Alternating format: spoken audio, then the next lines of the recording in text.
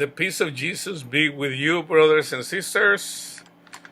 I'm gonna make a Bible study on regarding the fruit of the Spirit. So this is so you can brace yourself, okay? Brace yourself. So we're gonna start with John 15:8. Jesus talking. By this my Father is glorified, that you bear much fruit, so you will be my disciples. Okay? In order to be a disciple of Jesus, we are a disciples if we give him our heart. Okay? Being a disciple means that you serve him in your mind and in your heart. So when you do that, eventually that power that comes in, eventually manifests outside because it comes from inside. All right? So that's the verse. So we're talking aquí like bracing yourself. Okay? So I'm going to start with a parable of the sower. So let's do it. Let's study. Okay, this is so you can have understanding. Okay, the church, most of the church has very little understanding of the word of the Lord. Okay, so be humble. Be humble. Do not judge me. You just listen. You listen, and let the Spirit of the Lord take you with the word. Okay. So on the same day, Matthew 13:1 through 23. On the same day, Jesus went out of the house and sat by the sea, and great multitudes were gathered together to him, so that he got into a boat and sat, and the whole multitude stood on the shore. Then he spoke many things to them in parables, saying, Behold, a sower went out to sow. And as he saw, some seed fell by the wayside, and the birds came and devoured them. Okay, those are the demons. Some fell on stony places where they did not have much earth. And they immediately sprang up because they had no depth of earth. But when the sun was up, they were scorched, and because they had no root, they withered away. And some fell among thorns, and the thorns sprang up and choked them. But others fell on good ground and yield a crop. Some 100-fold, some 60, some 30. He who has ear to hear, let him hear. Okay, listen to this. And the disciples came and said to him, Why do you speak to them in parables? He answered and said to them, Because it has been given to you to know the mysteries of the kingdom of heaven. But to them it has not been given. For whoever has, to him more will be given, and he will have abundance. But whoever does not have, even what he has will be taken away from him. Therefore, I speak to them in parables, because seeing they do not see, and hearing they do not hear, nor do they understand. And in them the prophecy of Isaiah is fulfilled, which says, listen, okay? This is why the Lord talked to us in parables, okay? But he tells us the mysteries. Okay, I share this with you. The Lord shares with me the mystery that is hidden there, and I share it with my brothers and sisters. In this case, it's explained. He explained it himself. It is explained. But I'm gonna tell you some things that maybe you may not understand. Hearing you will hear. So this is what I say, I prophesize. Hearing you will hear and shall not understand. And seeing you will see and not perceive. For the hearts of these people have grown dull. Pride. Brothers and sisters, that's pride, okay? Their ears are hard of hearing. You're talking about here, Jesus, he's talking about the religious people. They were not loving. They thought they were better even than Jesus, okay? The Pharisees, the religious people, like right now, there's a lot of church. They have so much pride that look down on other Christians, you know. Right now, the church is in pretty bad shape, and that's the reason the Lord is cleaning the church up. So a lot of people are going to suffer, okay? Now, for those who have ears to hear, listen, listen. Don't be prideful, listen. For the hearts of these people have grown dull, their ears are hard of hearing, and their eyes they have closed, lest they should see with their eyes and hear with their ears, lest they should understand with their hearts and turn, so that I shall heal them. But blessed are your eyes, for they see, and your ears, for they hear. For surely I say to you that many prophets and righteous men desire to see what you see, and did not see it, and to hear what you hear, and did not hear it. Now this is the explanation. 18. Therefore, hear the parable of the sower. When anyone hears the word of the kingdom and does not understand it, then the wicked one comes and snatches away what was sown in his heart. So someone hears, a little bit of the word of the Lord, but it wasn't good enough. He didn't hear much of it. This is he who receives seed by the wayside. But he who received the seed on stony places, this is who hears the word and immediately receives it with joy. There's a lot of church right now like with joy. Yet, now they don't understand that they need to go through a suffering in order to get to the promised land. They need to go through the desert. They don't understand that. Their faith is going to be challenged. It's going to be tested. Okay? But he who received the seed on stony places, this is who he hears the word and immediately receives it with joy, yet he has no root in himself, but endures only for a while. For when tribulation or persecution arises because of the word, immediately he stumbles. Now, he who receives seed among the thorns is he who hears the word, and the cares of this world and the deceitfulness of riches choke the word, and he becomes unfruitful. Here, you see here, this is the prosperity gospel. That's what it is. That's why they're not gonna be able to give fruit. Meaning, they're not going to have peace. They're not going to be able to love those people that treat them bad. They're not going to be able to do that. They can't.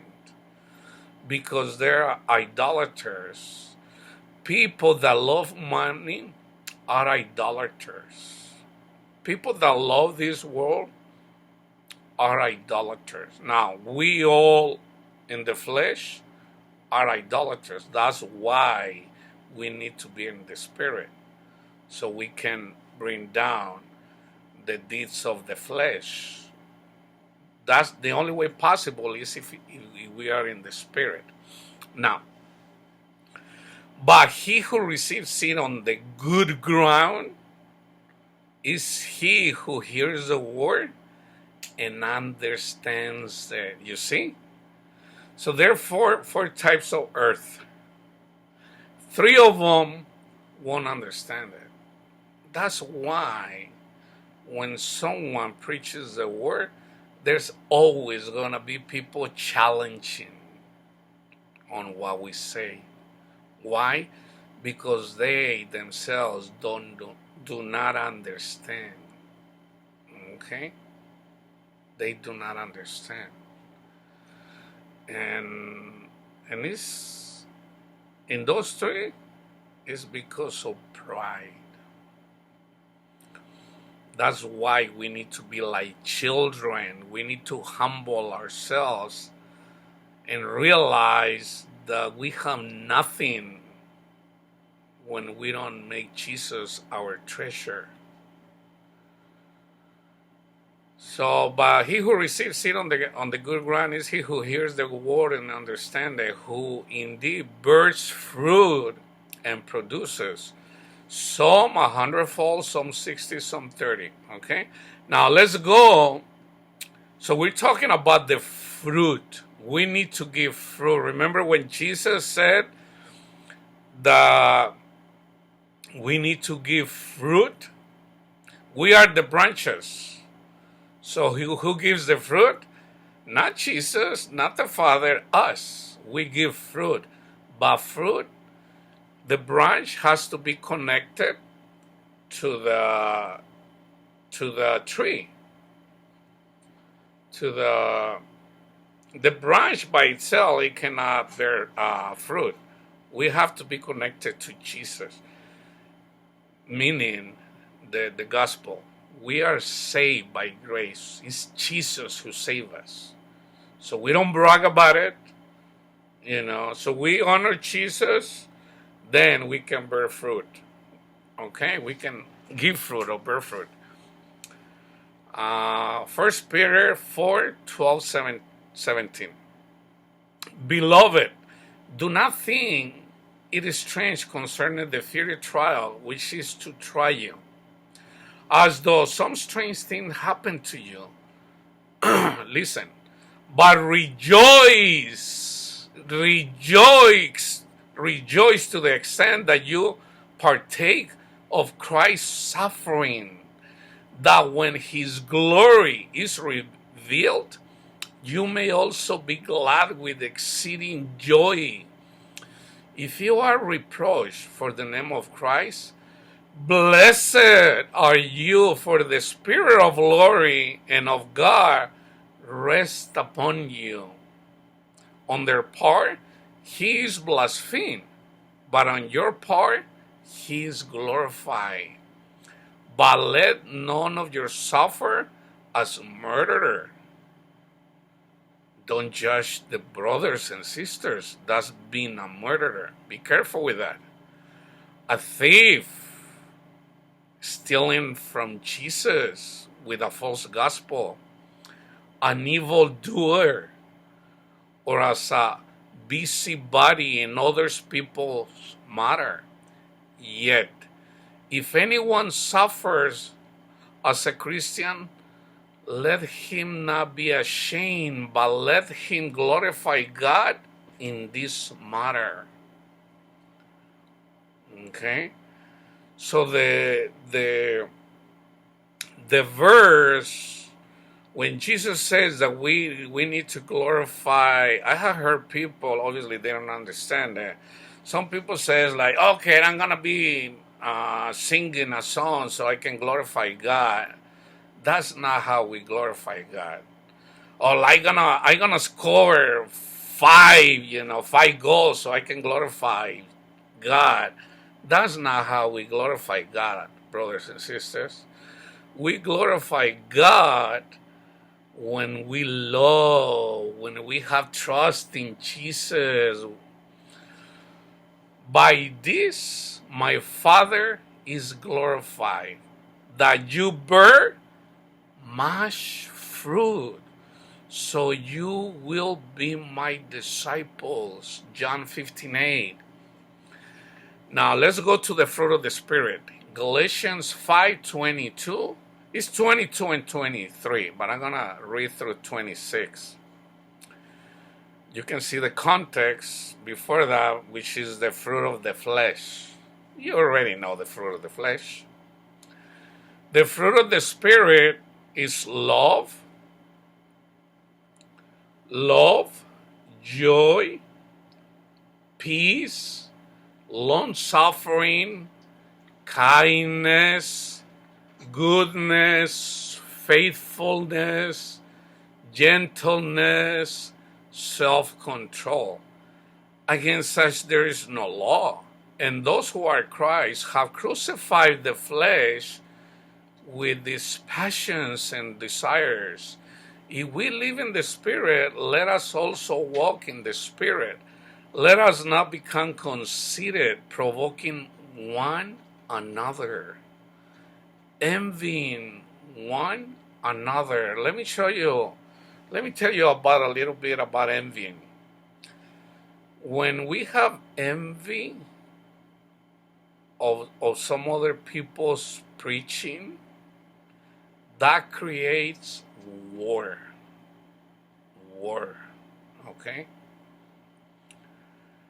The only time when we intervene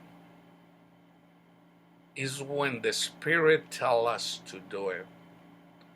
Unless the Spirit tells us to do something when someone is preaching, I used to preach a lot against the people, the false prophets, the prosperity gospel.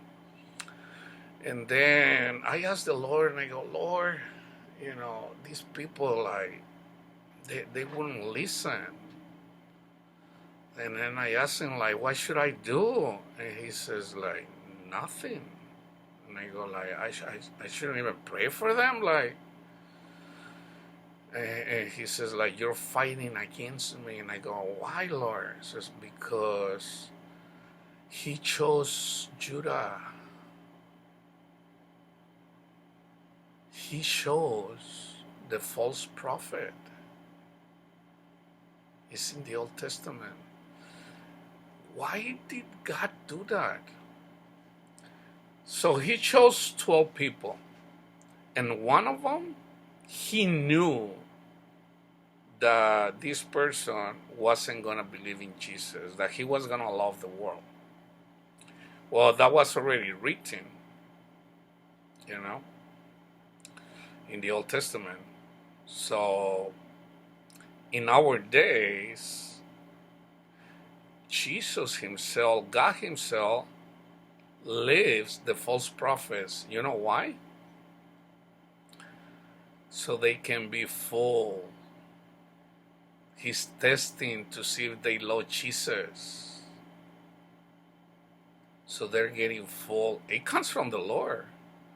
So when someone says, oh, I love Jesus, and Jesus says, like, okay, follow me. Okay, forget about money, forget about the world. It's like, oh, Lord, but, there's nothing wrong, Abraham had a lot of money. It's like, no, follow me. He's like, oh, no. It's like, there's nothing wrong with having money. Solomon, man, he was rich. And Jesus says, like, follow me, forget about money, it's like there are a lot of people in the Old Testament that they have so much money. Yes, but that was a shadow, that was a symbol of the true treasure, which is Jesus. Jesus is the true treasure. When you have Jesus, imagine you have the Son of God working for you. You're never going to go hungry. You're never going to have problems that you cannot conquer. Never. No depression, no anxiety, no fears, no fear for the dead. let's say that you have $20 billion, okay? Okay. Well, your son has AIDS and he's dying. What are you going to do? Money can buy health. What are you going to do? Oh, you're going to call Jesus? Yeah, he's merciful. God is merciful. So, yeah, a lot of rich people come to find Jesus too because he's for everyone. So, why pursuing money when you already know the money is not going to give you happiness? Ah, I know, but yeah, with money you can do a lot of things. Yeah, it's gonna take you away from Jesus. Because if you have your faith, if you have money, you can say like, well, I can always go to the ocean and the coronavirus is not gonna find me. Really? Really? How about if there's a storm in the sea where you're when your boat is? Really? You think you're gonna hide from God? Come on, brothers and sisters. You need to understand this, okay? If you love this world, you cannot say that you love Jesus, okay? Period. Now, let me tell you about peace. The fruit of the Spirit, love. Love, 1 Corinthians 13. I already talked about love. Peace. Peace. Okay, let's talk about peace. It's written in Philippians 4:7. And the peace of God, which surpasses all understanding, will guard your hearts and mind through Christ Jesus. Let me share a testimony regarding someone that has peace. Okay, I have that peace that talks about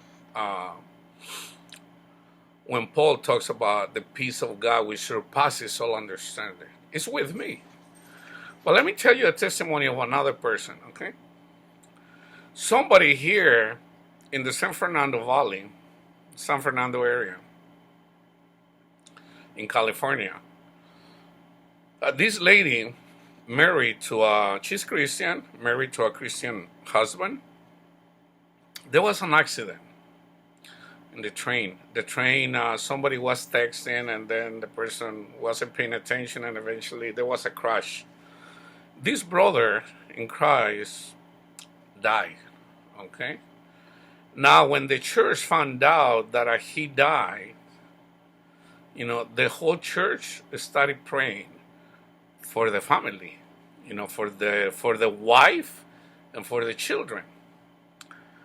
As they pray, eventually later on, when the pastor went to see her, he actually recorded what was going on.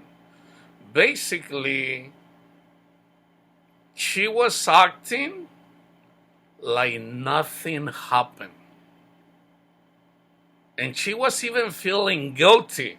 It's like, listen, I know what happened. I know that my husband passed away. I know that. I get it. But listen, my heart, I cannot understand it. I cannot explain it to you, but I have peace in my heart. Listen, I love my husband, she said.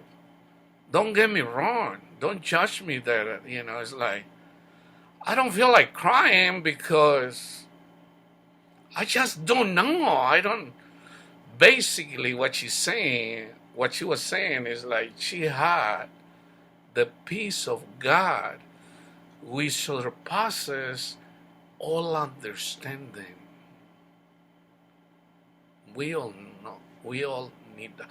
I heard about those verses, but I didn't understand it until I started experiencing that peace. I go like, wow, Lord, what is this? Wow. You cannot explain it. So this peace comes by the Spirit of the Lord, okay? You cannot explain it. Now let's go back to the fruit of the spirit. Let's kindness. I don't think we have to explain that. Now, in order for the power of the Lord to manifest in our lives, you need to pay attention on what Paul says about the manifestation of the power of God. Pay attention. Pay attention. Okay? 2 Corinthians 12, 6 to 10. You can read the whole chapter, but I'm gonna read only 6 to 10. For though I might desire to boast, I will not be a fool, for I will speak the truth, but I refrain, lest anyone should think of me above what he sees me to be or hears from me. Okay? So Paul says, like, okay, I'm gonna tell you some of the things that the Lord showed me, but I have an issue that I cannot control. I have a problem. I have pride, and Lord, listen to what Paul says. Unless I should be exalted above measure by the abundance of the revelations, a thorn in the flesh was given to me, a messenger of Satan to buffet me, lest I be exalted above measure. Concerning these things, I pleaded with the Lord 3 times that it might depart from me. Lord, take it away from me. Lord, take this away from me, Lord. And listen to what the Lord said. You need to understand this, brothers and sisters.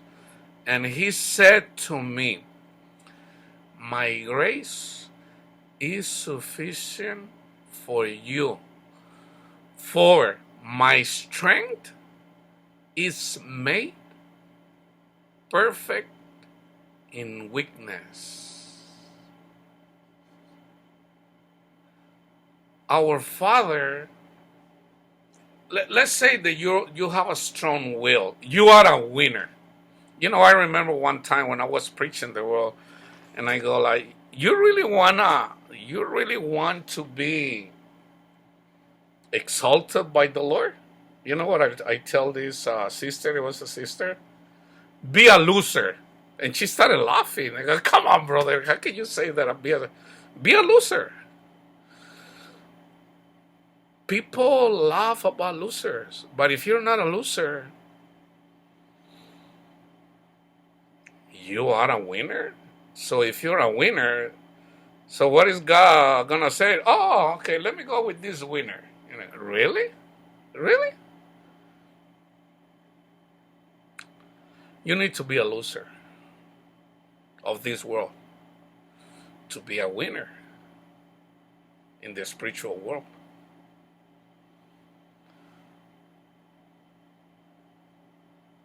So what are you going to do? Someone comes and takes your wife. What are you going to do? Are you going to kill him? Or are you going to till your head? Someone comes and steals your money. What are you going to do? Are you going to forgive him? As a Christian, I'm talking to Christians. Are you going to forgive him? Or are you going to fight until you get all that belongs to you gets back?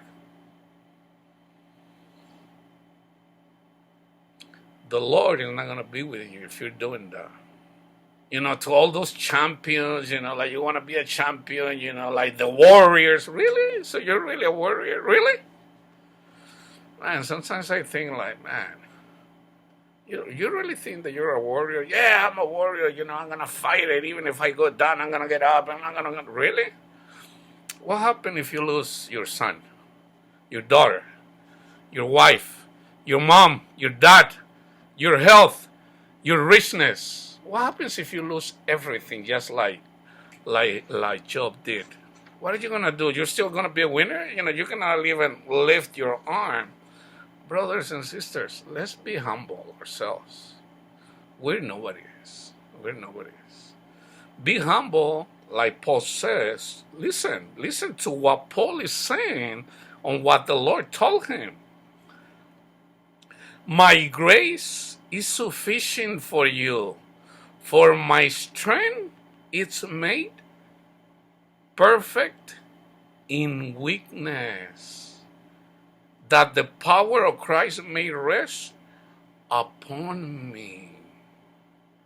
Therefore, I take pleasure in infirmities, in reproaches, in needs. If you don't have money to pay the rent, rejoice because the devil is persecuting you. Rejoice. Don't cry. Don't say, Lord, what am I going to do? Don't do that. If you were doing that, don't do that. Stop doing that. Rejoice. Be in the Spirit. Rejoice. Be in the Spirit and let the power of God. You know what the Lord can easily do? So you're broke. You lost your job. You had no money to pay the rent or to pay for your house. You had no money to buy food. And you say, Lord, I'm broke. It's okay. So you rejoice yourself. That's fine, Lord. If we need to go under a bridge, we'll go. We'll go. You do that.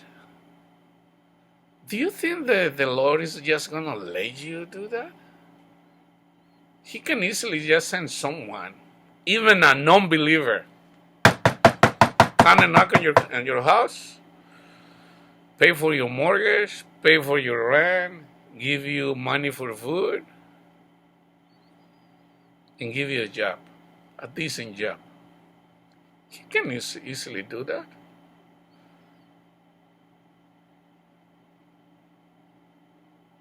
Or he can take you all, which is even better, at his presence. You need to understand this, brothers and sisters. The power of God, it manifests himself when we're weak, when we're nothing. Imagine God, I'm going to go with the champion. He's not going to do that. He's going to break every prideful person. He breaks us all, and we all are prideful. Why do you want a new car? What's wrong with a new one? Why do you need a bigger car? Why do you want a newer house? Why do you need another house? Why do you want a Lamborghini or a Ferrari or why? I mean, it's just a car. They make a lot of noise and they're very uncomfortable as far as I'm concerned. It's because of pride. We want to show up. That's just the way it is. That's the way we're wired in the flesh. So we need to kill the flesh, okay? That's what it is. So let me give you a version of when someone was going through like hard times. Matthew 8:23-27, which is an allegory for us. Okay, it's an allegory for us. Matthew 8:23-27. Now, when he got into a boat, Jesus, his disciples followed him, and suddenly a great tempest arose on the sea, so that the boat was covered with waves. This could be you lost your job, you lost your family, you lost your wife, you lost your savings, whatever the circumstances. Okay, you're struggling. But he was asleep. Jesus is asleep. Then his disciples came to him and awoke him. This is the person, the church member, who's praying like, Lord, hear me, Lord. You know, I'm broke. I had no money to pay. You know, like, don't do that. Don't do that. Don't do that. Trust Him. He is with you. Even when you see that it feels, that it looks like that you're sinking, He is with you. You are in the ark. You are in the boat with Him. We are in Jesus in the gospel. He is with us. The angels are with us. He wants to manifest Himself when we are weak, when we are broken, when we are nothing. Then His disciple came to Him and awoke Him, saying, Lord, save us. We are perishing. But He said to them, why are you fearful, O you of little faith? O you of little faith. Without faith, it's impossible, to enter the kingdom of God. Brothers and sisters, we need to trust Jesus. Do not be afraid. Now, if you are afraid, it's because you're watching movies, you're watching novelas, or you're like watching the soccer or the basketball, or like you're not spending time with the Lord. You need to spend time. What's wrong with reading the whole Bible? What's wrong with it? What's wrong with it? If you're suffering, if you have problems, I mean, it will take you about 80 hours of reading the Bible. How many hours people complain when they're struggling? Sometimes they do more than that. Way more than that. When they can easily just read the Bible. You're struggling? Let me read the Bible. And you start in Genesis, and by the time you get to Revelation, I'll guarantee you, the problems are gone. They are resolved. I'm telling you that. I'm not just guessing. Really, I'm not guessing. I know what I'm saying. Why are you fearful over you little faith? Then He arose and rebuked the winds and the sea, and there was a great calm. So the men marveled, saying, who can this be that even the winds and the sea obey Him? It's also on Mark 4:33, 35 to 41. Now let me share this, and I'm going to finish with this, okay? 1 John 4:18. There is no fear in love, but perfect love casts out fear, because fear involves torment. But he who fears has not been made perfect in love. Let me read it again. There is no fear in love, in Jesus. But perfect love, Jesus, or our Father, casts out fear. If you had Jesus, really Jesus in your heart as your treasure, I'll guarantee you, you're going to be fearless. I'm serious. In the Spirit, okay? In the Spirit. Because fear involves torment. But he who fears has not been made perfect in love. My next Bible study is going to be how to be perfect in love. Okay? So I'm gonna share with you on how to get there to be fearless. Not by this, not by this.